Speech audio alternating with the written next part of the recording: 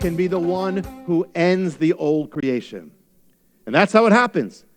With the beginning, when you have the cornerstone, you have no other stone. So the beginning was just him, the Father, the Son, him, God.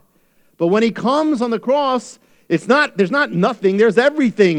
He's surrounded by all sorts of things, and it's all coming upon him. The capstone is the missing stone. It's the one that if you don't have that capstone, everything else is empty.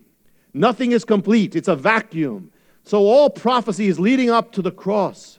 Everything is pointing to Messiah. Hebrew prophecy is all pointing. Isaiah 53 is pointing to the death of Messiah. Daniel 9 speaks about the death of Messiah. Zechariah 12, they will look upon me whom they have pierced, death of Messiah. Zechariah 13, awake, O sword, against the shepherd, the man who is my equal. Psalm 22, my God, why have you forsaken me? Every lamb, every sacrifice is like a stone leading up to that final capstone. Every priestly offering, the crucifixion. What do we know about the capstone? The cornerstone begins the building, but the capstone ends it. So the cornerstone leads everything, but the capstone is following the pattern of the building. It's fitting into the pattern. So what happened is, God, Messiah, who began everything, as the cornerstone, when he comes back, now when he goes to the cross, he's following in the sense, he is coming in the pattern after our pattern. He's becoming flesh and blood like us. He's becoming in the image of sin like us, even though there's no sin. Because the capstone follows the pattern of what is. So he comes to complete sin by becoming one who's crucified like a criminal. He becomes in the image of one who is fallen, even though he's not fallen. He becomes the image of sin because the capstone follows the pattern. God is becoming like us so we could become like him. He's becoming like us so he takes our form, he takes our fallen appearance, and he caps it all off. He finishes it. That's why. The mystery is that only the cornerstone, the one who began, can finish it. So he who began this whole thing in glory, in perfection and beauty, now finishes by receiving our judgment and dying in ugliness, in weakness. It's the Omega event. When the capstone is on the building, when you lay that capstone, it is finished. What did he say on the cross? It is finished. Capstone.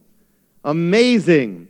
Because this goes in that prophecy. The prophecy is the stone that the builders rejected has also become the Rosh Pinah.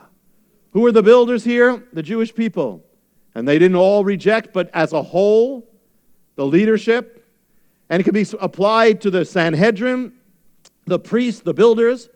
Messiah actually spoke of it as he headed into Jerusalem to be killed.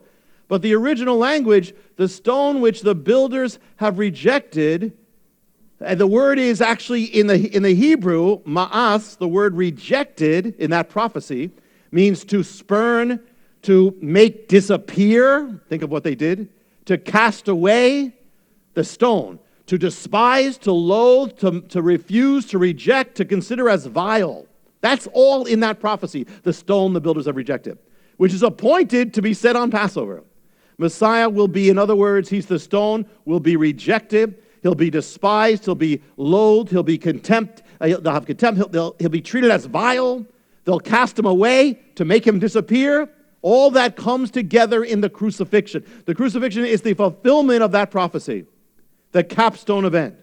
But the one who is despised and rejected, then it goes on, will become the Rosh Pinah. He'll become the capstone of the building. In other words, think about this.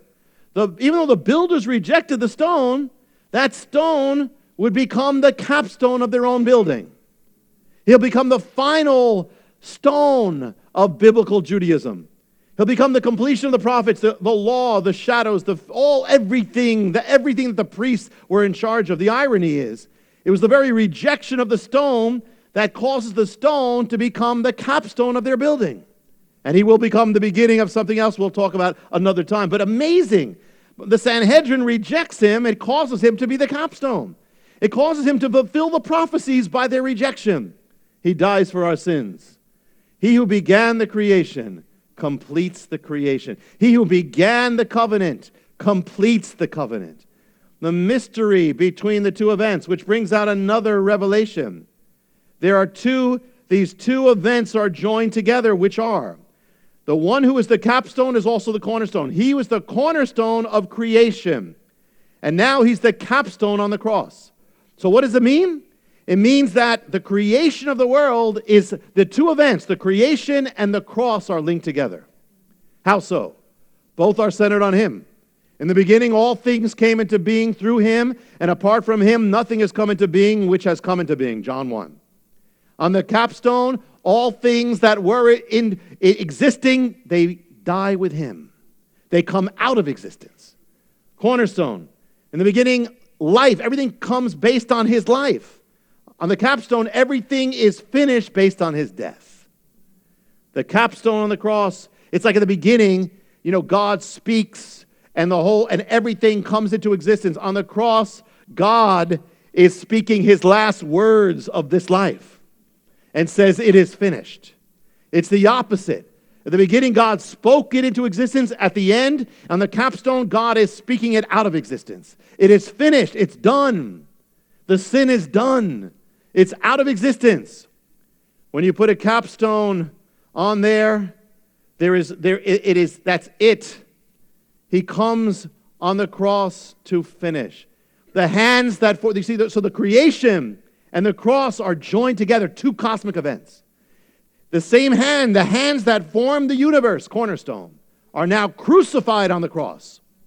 So now he's undoing his own work because it's been fallen. He's now having it undone. His hands are crucified. The capstone, the first event, the beginning of the creation. What day did it come on? What day did God begin his work? Sunday. It wasn't called Sunday back then. But it says on the first day, that's Sunday. The creation begins on day 1. So when does it all finish? The capstone is at the end of day 6, the end of God's works.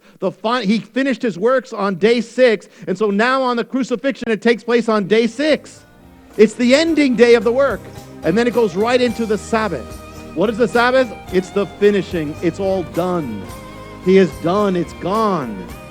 In the beginning was the Word, and the Word, through the Word, the universe came into existence. But now Messiah is the Word. He is crucified. The Word is crucified. So now the creation, the old creation, in a sense, goes out of existence for those who will receive it.